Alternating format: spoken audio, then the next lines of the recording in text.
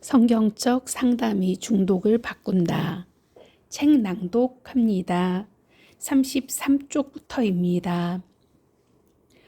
항상 게임 생각을 하기는 하지만 할 일은 다 하면서 하는데 이것도 게임 중독인가요? 지금 시험 기간이라 2, 3주 전부터 게임을 안 하고 있습니다. 평일에는 한 판, 두 판 정도는 하고 있고 주말에 합쳐서 3, 4시간 정도 하고 있었는데 시험 기간이 돼서 안 하고 있었더니 계속 생각이 나네요. 밤 12시 30분 정도에 공부를 마치고 30분 동안 아프리카 게임 방송이나 유튜브 게임 관련 영상 보고 1시 정도에 자고요. 목요일날 시험이 끝나는데 벌써 시험 끝나고 PC방 갈 생각만 하고 있습니다. 항상 게임 생각은 하는 것 같아요. 이거 중독인가요?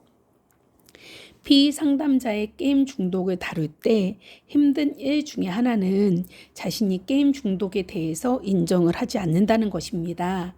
이전에 게임 중독에 빠진 학생을 그 어머니가 데리고 와서 상담을 하는데 이 학생에게 자신이 게임 중독이라는 것을 이해시키는 데만 3, 4회기에 소요된 적이 있습니다.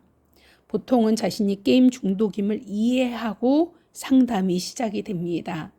그 학생은 자신이 만약 게임 중독이라는 진단을 일단 받게 되면 게임을 다시는 못하게 될 것이라는 두려움에 사로잡혀서 끝까지 자신이 게임 중독이 아니라고 부인했었습니다. 그 계속되는 거부와 부인과 자기 부정을 끝내게 된 계기는 그 마음속에 있는 끊임없는 게임 생각에 대한 자각이었습니다.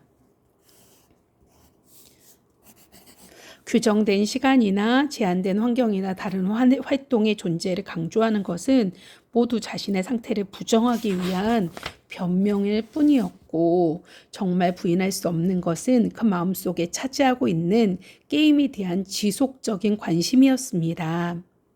일반적으로 도로에서 자동차의 과속 기준을 정하는 기준은 도로의 폭과 관련이 있습니다. 예를 들어 2차선 이상의 큰 도로는 과속 기준이 시속 80km 이상, 그 외 대부분의 도로에서는 과속 기준이 시속 60km 이상으로 설정되어 있습니다. 도로의 폭이 중요한 이유는 그래야 도로에서 자동차의 흐름이 원활해지고 사고를 막을 수 있기 때문입니다. 게임 중독 여부를 결정하는 것도 마찬가지입니다. 삶의 흐름과 문제의 예방이 중요합니다.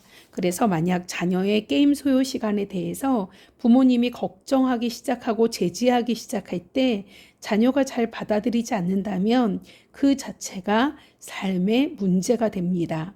부모 자녀 사이에 갈등이 생기고 그럴 때 일반적인 훈육과 양육으로 해결이 되지 않는다면 게임 중독의 여부를 떠나서 본격적인 가족 갈등의 문제로 커지게 됩니다. 그런데 그렇다고 해서 게임 허용 기준을 대폭 상승시켜서 원하는 대로 게임을 하게 한다고 하면 문제가 해결되는 것일까요? 그렇지 않습니다. 그 다음에 다른 문제가 생기는데 그것이 바로 게임이 그 마음속에 많은 부분을 차지한다라는 것입니다. 그래서 게임을 제한하려고 하면 가족과의 갈등이 생기고 게임을 허용하려고 하면 자기 자신과의 문제가 생기는 모순이 일어납니다.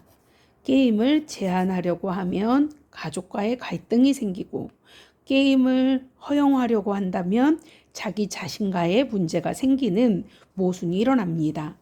이 사례에서 고민자에게 정말 중요한 것은 마음속에서 가장 많이 차지하고 있는 부분이 게임만을 생각하는 것이 아닌 자신의 인생과 자신의 생활에 대해서 생각하는 것이어야 한다는 것입니다. 그럴 때 비로소 게임으로 인해 고민자가 겪고 있는 가족 갈등도 사라지고 자기 자신의 정체성의 문제도 사라지게 됩니다. 예를 들어 방 안에 악취가 가득한다고 생각해 보십시오. 이를 해결하기 위해 환기를 시킵니다. 새로운 공기가 들어오면 불쾌한 냄새와 악취를 사라지게 할 수 있습니다. 이와 같이 마음속에 가득한 게임 생각을 사라지게 하기 위해서는 마음의 창을 열어 환기를 시키는 것이 필요합니다. 그럴 때 자신의 인생이 게임이 전부가 아니고 자신의 삶이 게임으로 다 소비되지 않게 할 수 있습니다. 그러면 그렇게 마음의 창을 열고 생각의 환기를 하기 위해서는 자신의 상태가 게임 중독이라는 것을 인정해야 합니다. 그래야 환기를 하는 수고를 감당할 수 있습니다. 바로 이러한 자각이 게임 중독의 문제를 해결하는 데 매우 중요합니다. 자신의 문제를 깨달음은 앞으로 게임에서의 얽매임을 끝내고 새로운 삶의 모습으로 나아가도록 만드는 중요한 에너지원이 됩니다. 그런데 게임 중독에 빠진 사람이 자신의 문제인 게임 중독의 심각성을 깨달았다 하더라도 그것을 단순히 습관의 문제, 시간의 문제로만 생각한다면 끊임없이 습관의 조절, 시간의 조절 등으로 타협하거나 합리화할 수 있다는 것입니다. 하지만 그것은 게임 생각이 나지 않는 정상적인 상태를 만들 수 없습니다. 인내력의 한계를 가져와서 어느 순간 본물 터지는 것처럼 통제 불능의 상태에 빠질 수도 있습니다. 게임 중독에 있는 분들은 대개 그러한 통제 불능의 상태를 경험합니다. 그래서 밤을 새워서 게임을 하거나 며칠씩 게임을 하기도 합니다. 그렇기 때문에 마치 집안에 음식물 쓰레기가 있을 때 악취가 새어나가지 않도록 문을 꽁꽁 닫고 벽을 세우는 것이 중요한 게 아니라 악취의 근원을 없애는 것이 중요합니다. 집안에 음식물 쓰레기가 있을 때는 악취가 새어나가지 않게 문을 꽁꽁 닫아야지, 벽을 세워야지, 이게 중요한 게 아니라 악취의 근원을 없애는 것이 중요합니다. 그런 다음에 새로운 공기가 순환되어서 환기를 해야 합니다. 이와 같이 게임 중독에서도 자신의 문제를 처음에는 인식해야 합니다. 자신의 문제를 인식하고 외부로부터 조언과 변화를 위한 방법을 받아들일 때 비로소 그 게임 중독을 끝내고 그 상태에서 빠져나갈 수가 있습니다. 그러기 위한 시작이 바로 자신의 상태를 자각하는 것입니다. 몸과 마음이 중독 상태에 대한 자각이 몸과 마음에 대한 좋은 변화를 이룰 수 있습니다. 게임 중독은 부모와 자녀 사이에서만이 존재하는 것이 아니라 때로는 남편과 아내 사이에도 일어날 수 있는 문제고 게임에 몰입하는 남편과 그를 말리는 아내의 경우일 수 있습니다. 물론 그 반대도 가능합니다. 게임 중독은 한 사람의 개인적인 삶의 영역에서만 일어나는 것이 아닙니다. 그 사람의 가정과 주변의 삶 속에서 일어나는 문제입니다. 성경적 상담에서는 문제가 삶의 어떤 영역에서 일어나고 있는가를 다룹니다. 그것이 제1문제 인식의 과정에서 다루는 요소입니다. 이러한 영역에는 다음과 같은 6가지 영역이 있습니다. 제1영역, 개인, 가정, 교회, 학교, 직장, 사회.